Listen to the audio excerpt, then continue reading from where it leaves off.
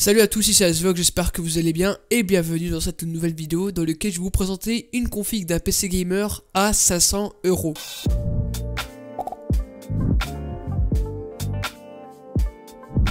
Avant de commencer cette vidéo, je tiens à vous dire plusieurs choses. Donc dans un premier temps, je tiens à remercier énormément pour cette année 2017. C'est là où la chaîne a carrément explosé. Donc voilà, je vous remercie énormément pour cette année. Donc j'espère que on va passer une très bonne année en 2018.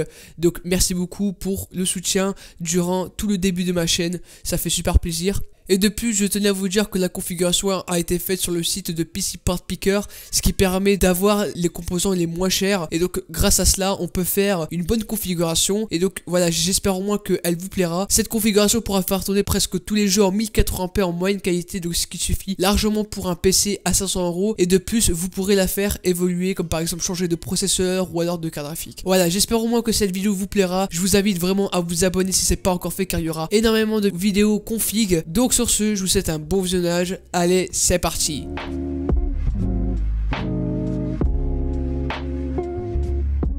On commence cette vidéo par le processeur et j'ai choisi un petit AMD Athlon X4 950 au prix de 54 €. Donc c'est un bon processeur avec un bon rapport qualité-prix, je trouve. Donc on va retrouver l'architecture Exavator avec le socket AM4. On va retrouver 4 cœurs physiques et 4 cœurs logiques. Ça sera un processeur qui sera cadencé à 3,5 GHz avec une mémoire cache de 2 MO ainsi qu'un TDP de 65 watts.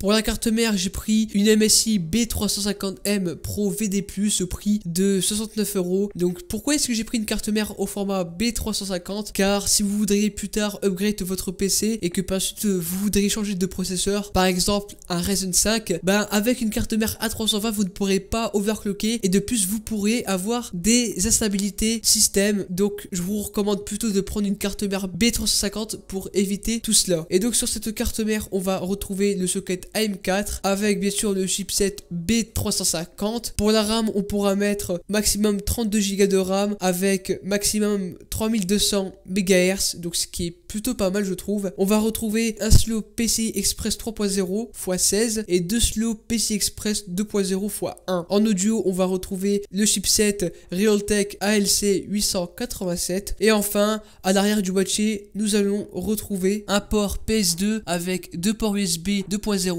4 ports USB 3.1 avec un port RJ45 pour la connexion, avec un port DVI ainsi qu'un port VGA et enfin on va retrouver 3 ports jack 3,5 mm. Pour la RAM, j'ai pris une barrette de RAM de 8 Go de chez Corsair, donc la Vengeance LPX. Donc c'est une barrette de RAM qui est au prix de 86 € sur Amazon, donc via PC Part Picker. Donc ça sera une barrette de RAM qui sera largement suffisante pour du gaming ainsi que de la bureautique. On va retrouver, comme j'aurais dit, une barrette de 8 Go qui sera cadencée à 2400 MHz, donc ce qui est plutôt pas mal je trouve, ainsi qu'un petit KS de 16. Donc voilà, je trouve que malgré le prix qui va peut-être un tout petit peu augmenter, je trouve que c'est une bonne offre. Pour la carte graphique, j'ai sélectionné une petite Zotac GeForce GTX 1050. Donc c'est une bonne carte graphique avec un bon rapport qualité-prix. Donc il est au prix de 119 € sur Amazon. Et donc pourquoi j'ai pas pris la 1050 Ti? Car j'ai remarqué qu'avec le Athlon, la 1050 avait les mêmes performances que la 1050 Ti. Ce qui fait que ça a créé un bottleneck avec la GTX 1050 Ti. Donc j'ai préféré de prendre la 1050 tout simplement. Donc on va retrouver sur cette Zotac l'architecture Pascal avec une interface en PCI Express x 16. On va retrouver 2 Go en GDDR5 avec un TDP de 75 watts. On va retrouver par la suite une sortie DVI-D Dual Link avec un DisplayPort ainsi qu'un port HDMI. Pour le disque dur, j'ai pris un simple Western Digital Caviar Blue au prix de 40 €. Donc ça sera un disque dur qui suffira amplement pour stocker tous vos logiciels ainsi que tous vos jeux. On aura un disque dur avec 1 Tera de capacité. On va retrouver du SATA en 6 Go, donc ça c'est l'interface. On va retrouver un cache de 64 mégabits avec 7200 tours par minute, donc ce qui est super bien je trouve, avec un format en 3.5. De plus, j'ai rajouté dans la configuration un petit SSD, donc c'est vrai que c'est très rare de voir un SSD sur une configuration à 500 €. Donc là, j'ai mis un petit SSD de chez Crucial, donc le BX300. Donc c'est un SSD avec une capacité de 120 Go, avec une interface de 7 à 6 Go comme le Western Digital. Mais là, on va retrouver une vitesse d'écriture de 510 mégaoctets par seconde, donc ce qui est plutôt énorme, avec un poids de 13,6 grammes.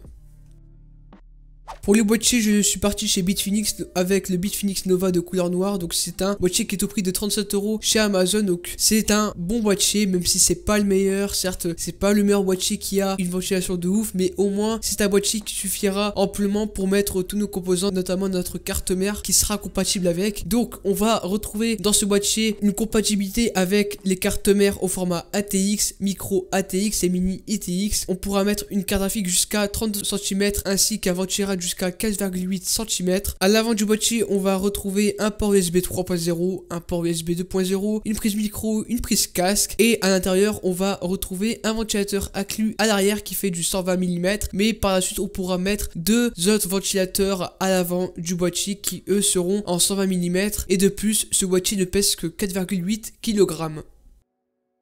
Pour l'alimentation, j'ai sélectionné une Corsair VS 450 au prix de 39 € sur LDLC, donc ce sera une bonne alimentation qui sera peut-être pas certifiée 80+ bronze, mais au moins je trouve que 450 watts suffisent amplement pour alimenter tous les composants, notamment la carte mère, la carte graphique et le processeur. Donc pour cette alimentation, on va retrouver une puissance bien sûr de 450 watts, on va retrouver un rendement de 80+, bon après c'est pas si grave que ça si c'est pas de la 80+ bronze comme je l'ai dit. On va retrouver 4 fiches SATA avec 2 fiches PCI Express, donc ce qui suffit largement pour alimenter une carte graphique. On va retrouver un ventilateur de 120 mm, mais ce dernier ne sera pas modulaire.